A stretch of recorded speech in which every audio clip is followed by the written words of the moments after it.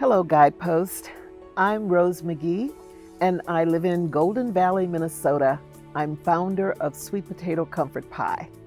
And Sweet Potato Comfort Pie, we consider it as being a catalyst for caring and building community. I consider the sweet potato pie to be the sacred dessert of Black culture. And when I grew up in the rural South of Jackson, Tennessee, it was something that was always in the center of things. My grandmother and my great-grandmother would make those pies anytime there was a funeral, or if it was a celebration, or if somebody had made a baby, they would carry pies. I was inspired to make sweet potato pies after I watched on television, like many people, what was going on in Ferguson. And I was very, very concerned after the killing of young Michael Brown Jr. And I wanted to do something, but I didn't know what. But suddenly I got this voice that came to me that said, make some sweet potato pies. So that's what I did.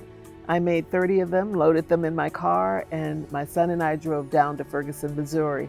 When I arrived to Ferguson, the initial protesting had ended, but I noticed a few people, and I was able to walk up and ask if they'd like to have a comfort pie, and explained it to them. And surprisingly, they were very receptive about that.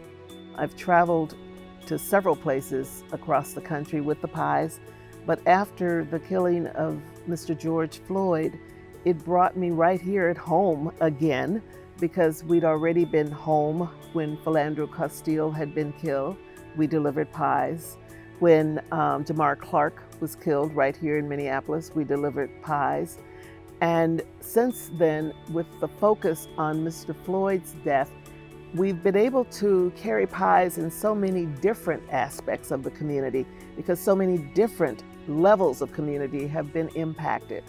And I just say all the time, I just wish I could just make one big pie that could satisfy the pain that we have across our communities.